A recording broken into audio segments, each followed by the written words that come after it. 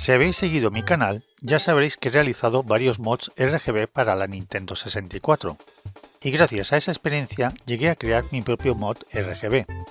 ¡Con casinos y furtias! El mod es el N64RGB VDC, y básicamente replica el funcionamiento del chip VDC NUS de las primeras versiones de la consola, el cual sacaba señal de vídeo RGB, de mucha más calidad que la señal de vídeo compuesto original. Hace ya 3 años que saqué el mod y he vendido más de 500 unidades, y en general la gente está muy contenta con él. Sin embargo, no todo ha sido perfecto, ya que hay un problema en la Nintendo 64 que afecta tanto a mi mod RGB como a otros mods. Debido al funcionamiento de la consola, hay momentos concretos de mucho consumo, lo que hace que el voltaje principal de 3,3 voltios tenga pequeñas bajadas. Estas bajadas son imperceptibles para la mayoría de componentes y modificaciones, y no suceden en todas las consolas. Pero la mayoría de mods RGB, incluido el mío, son bastante sensibles a estas bajadas, debido a la precisión requerida por el RGB. Eso provoca que en determinadas circunstancias se pueda ver una parte de la imagen más oscura. Aquí podéis ver un cuadro blanco generado por una Nintendo 64, y si os fijáis bien, veréis que la zona superior es un poco más oscura. Si aumento el contraste, lo veréis mejor. Sabiendo el problema y su causa, es fácil aplicar la solución. Es tan simple como dotar al mod de su propio voltaje independiente de 3,3 voltios. He actualizado el mod a la versión 2 para añadirle un regulador lineal de 3,3 voltios de salida. De esta forma, el mod ya no sufre las bajadas y la imagen no se ve afectada. Aquí tenéis una comparativa. Podéis observar que con la versión 2 ya no hay ninguna zona oscura en el cuadro blanco. La instalación es prácticamente la misma de siempre, pero ahora hay que alimentar el regulador de voltaje con 5 voltios.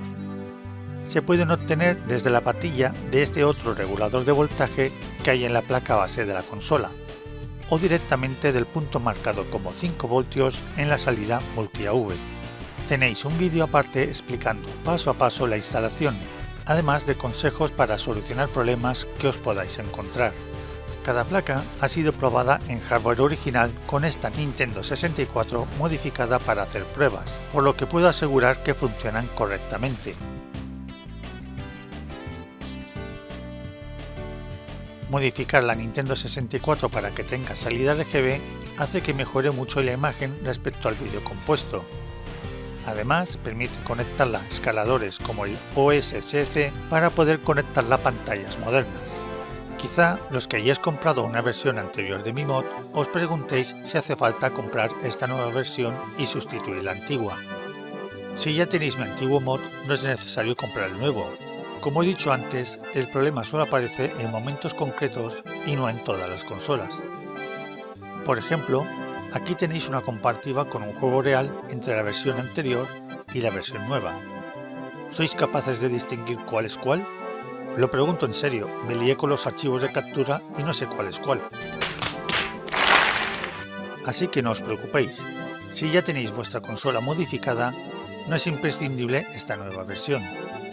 Pero si vuestra Nintendo 64 no tiene salida RGB, podéis adquirir esta nueva versión del mod en mi tienda de Buy. Muchas gracias a todos los que habéis confiado en mí y habéis comprado mi mod RGB. Espero que os haya ayudado a darle una nueva vida a vuestra consola favorita. Gracias por ver el vídeo. Si te ha gustado, dale un like y suscríbete.